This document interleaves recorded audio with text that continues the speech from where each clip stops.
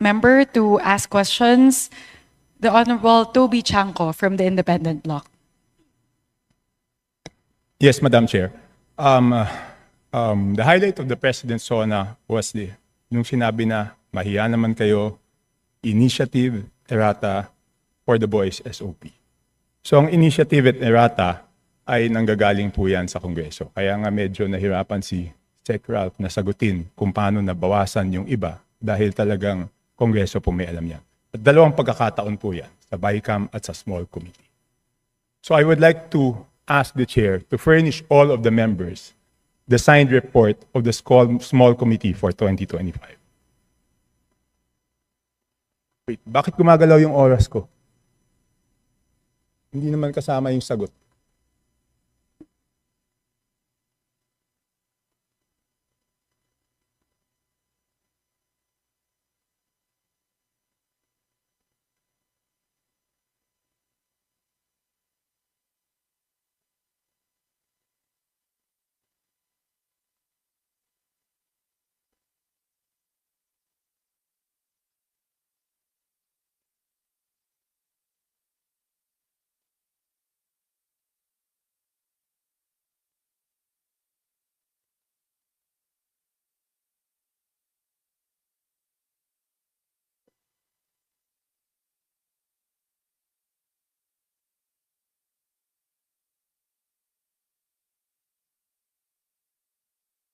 Thank you very much, Representative Chanco. The request will be put under consideration and we will let you know if it's possible to... No. Madam Chair, why should it be put under consideration? This is of public record. This is in accordance with our rules. That all committee reports must be given to all members. And that shouldn't be taken against my time because you're telling me that, teka, balik natin yung oras ko kasi sinasabi nila that will be taken into consideration. It should not be taken into consideration. Madam Chair, allow me to read this, no? Declaration of Principles and Policies. Section number 2 of our rules. Public office is a public trust. The House of Representatives and every member thereof are accountable to the people at all times. I will not read the ending portion. Number 3, efficient and effective access to and dissemination of appropriate and accurate information are imperative in lawmaking. So why should it be taken into consideration, Madam Chair?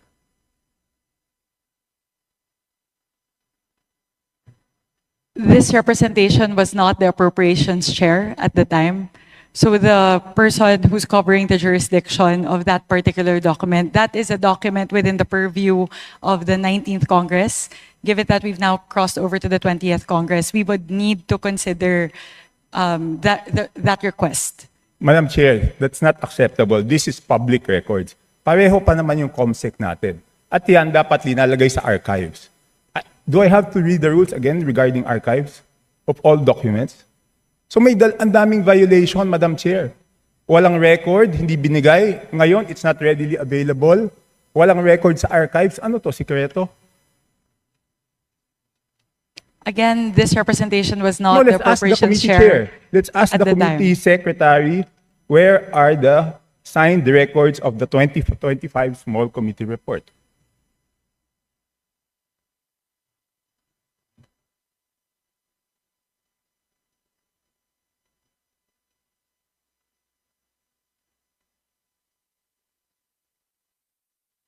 Madam Chair, simple lang to. Kung electronic dapat lahat may electronic copy. So dapat i-email sa amin lahat within 5 minutes, di ba?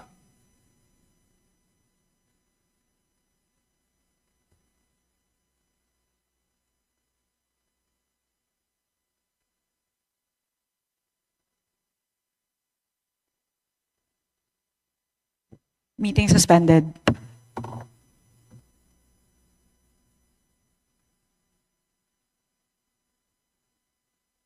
Meeting is resumed.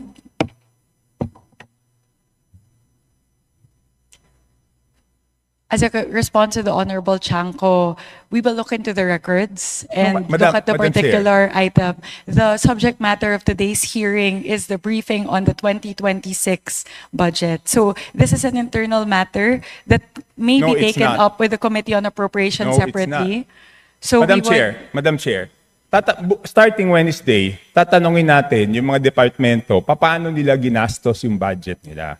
Paano natin sila tatanungin kung paano nila ginastos yung budget nila kung hindi natin alam paano sila nabawasan at paano sila nadagdagan. We So will be able to scrutinize the performance of the different agencies as well as the utilization of the different line items based on the 2025 performance. No. So this does not preclude us from doing that scrutiny. Meron ba o wala? We would Mer- have to look into the records. How May can- I ask exactly what you are asking for? The small committee report of the 2025 budget. Let us just ask the COMSEC kung meron o wala. Kung meron, why was it not filed sa archives based on our rules 15 days after? So meron ba o wala? Simple. Kung meron, bakit hindi na-file sa archives? Kung wala, I will let you proceed, Madam Chair. I will not hold this budget hostage. Gusto ko lang malaman, meron o wala. The HGAB itself, the output of the small committee is already embedded into the HGAB itself. So that's the report. That's the output of the small It's committee. not the report, Madam Chair. Based on our rules, each committee must come out with a report. No committee is exempted from coming out with a committee report.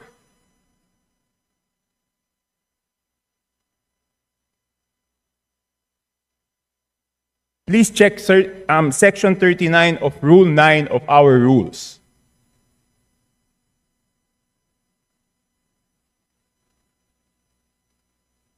Kasi di ba kung meron, ang dali-dali naman, di ba kawala?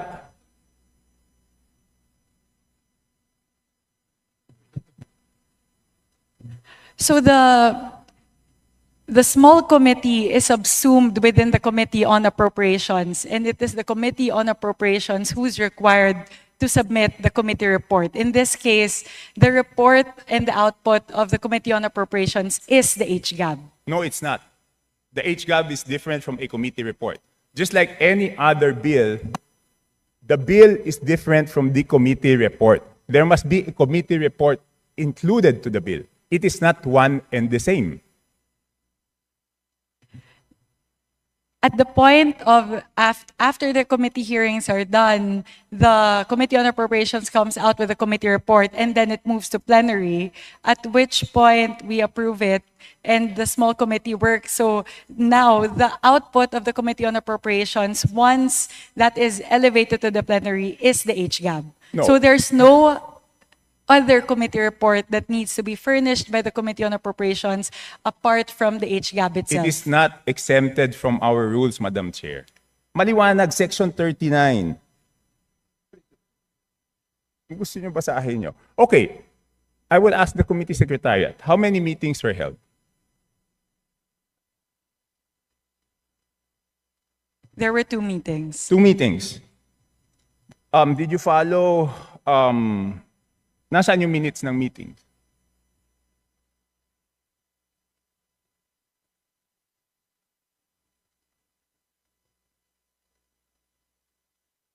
Where were the meetings held? What date?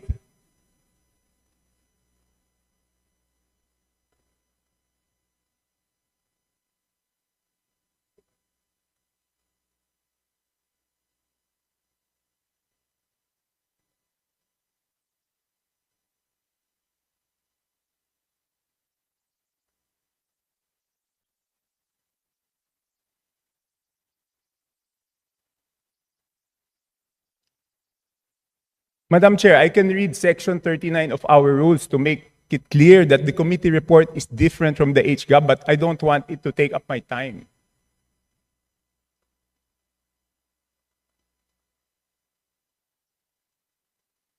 Iba po yun eh, kasi tignan nyo yung BICAM. Di ba may BICAM report? Doon sa BICAM report, teka muna, ba't umaandaw yung oras ko? Hindi pa nila natatapos yung isyong rineraise ko. Doon sa BICAM report, nakasulat, okay, yung BICAM report, pinipintasan natin. Pero yung BICAM report, may nakasulat doon kung alin yung nabawasan, alin yung nagdagdagan. Dito sa HGAB, wala tayong makita kung alin yung nabawasan, alin yung nadagdagan.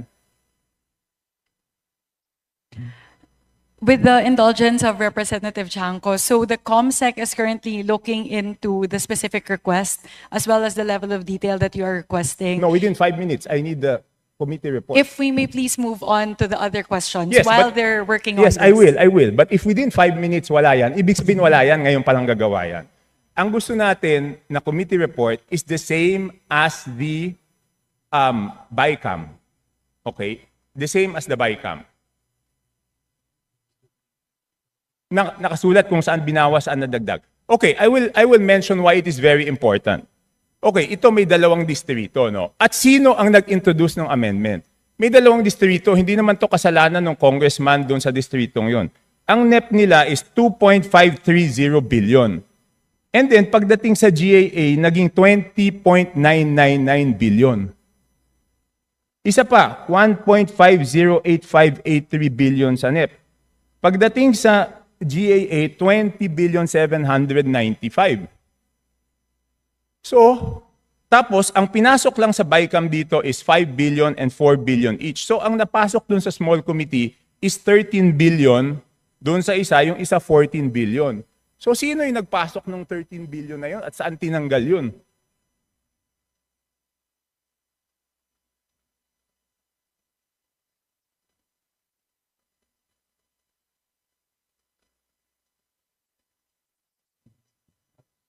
So, again, the small committee is subsumed within the Committee on Appropriations, and it is not required to render a No, no, no, separate no, I committee did- report.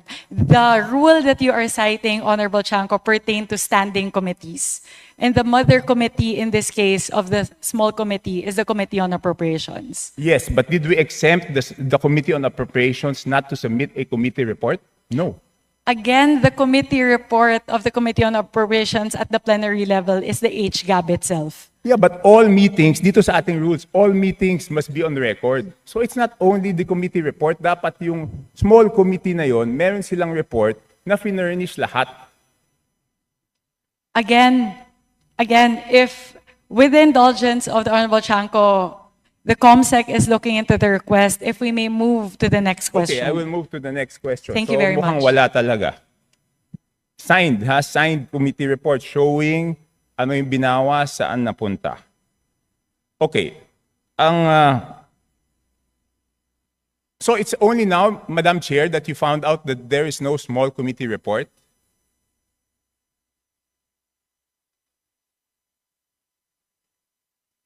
Madam Chair, it's only today that you found out that there's no small committee report?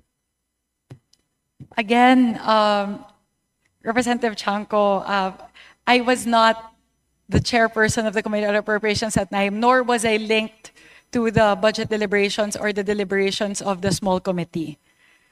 So this is something that we are looking into based on your query. Okay. So, you mentioned in a press conference that you will have a subcommittee on budget amendments to replace the small committee. Is that correct? Yes, that is correct. Does it mean that we will now strictly follow section 56 and 57 of our rules? That before after we approve on second reading, no further amendments will be made? Yes, that is correct. So, lahat ng individual amendments will be tackled before approval on second reading? All amendments of institutional nature will all be included in the version of the bill that will be approved on second reading. No, not institutional. I'm referring to committee and individual amendments. Technically speaking, yes, both committee and individual amendments as moved, as tackled during the period of amendments in the plenary. So after the second reading, wala na pong babaguhin? Yes, that is correct. Okay. Sumunod, sino po ang mga miyembro ng small committee at paano sila pinili? As of now, it's an ongoing discussion. It will not be small. The It's actually subcommittee on budget amendments. Yes. So we are looking into representatives nominated by each of the political parties, plus the party list coalition, plus members of the minority. So we are looking at least 10 members So discussions are still ongoing, so I'm unable to say definitively how many the members are and who the members are. So sinabi niyo po, political parties, majority, minority. That is correct. Bakit wala pong representative ang independents?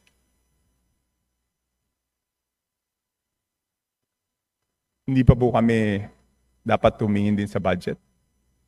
That could be considered. Thank you very much for pointing that out, Representative Shanko. So is it a affirmative that the independents will be represented? Madam Chair, point of order, Madam Chair. Kasi kanina I was asking kung ano ito, kung hearing ito o briefing. Ang sagot sa akin, briefing. Sa naririnig ko parang hearing. Because we are now discussing, things that are properly discussed in the committee itself. So, with apologies to my friend Congressman Chanco, baka maybe that can be discussed in a formal APRO meeting kasi we have our resource persons here that probably are wondering why they are listening to all of this. And so that also the briefing can proceed, Your Honor. Yes, to my friend, of course, the respected Honorable Puno. But on Wednesday, we will ask them how they spent their funds. So I think we all also should know whether they were deducted funds or added funds before we ask them how they. Di ba po parang pag kahit bata, pag humingi ng allowance, bago humingi ng bagong allowance, titignan muna kung paano ginastos, di ba? So, and I'm winding up. Tech Puno, Congressman Puno. No, I am not unhappy with the questions. In fact, some of them are my own questions also. I was just observing that the ruling was that this is a briefing. So I myself have been forced to revise some of the questions I was going to ask. But thank you for your lead on this. Okay, next. Lahat po na ba dapat digital na ngayon? Bakit wala pong soft copy ang HGAB? Wala pa pong HGAB Hindi. for Ibig sabihin fiscal ng year 2025. 2025 HGAB, wala pong soft copy yan. So bakit po kaya walang soft copy ang HGAB? Kung yung NEP may soft copy na pinapublish po yung DBM, kung yung GAA na papublish po may soft copy, bakit po kaya walang soft copy yung HGAB at sigurado po ba tayo na magkakaroon ng soft copy ang HGAB ngayong 2026 budget? So the requirement of the transmission between the House and the Senate is for hard copies during the 19th Congress. So that's the version that was prepared by the House, because that's the requirement of the Senate in terms of the transmittal.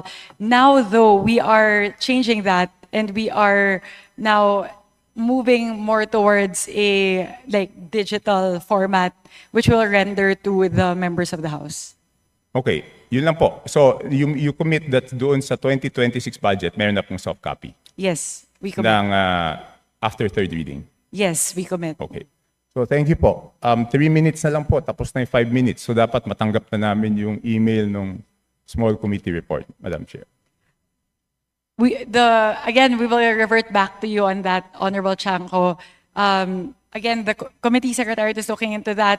This is something that we can discuss internally. It's an internal matter of the Committee on Appropriations. So I would also not want that to hinder all of the other members to ask their questions pertaining to the 2026 fiscal year budget. So if we can get back to you on that, again, I can also ask the COMSEC to sit down and tackle the request, which we will put under consideration. No, Madam Chair, I don't need to sit down with the COMSEC. I am just requesting that each and every member of the House be given the copy of the small committee report wherein makikita po kung saan po nagbawas ng kasi walang madadagdag kung walang binawas.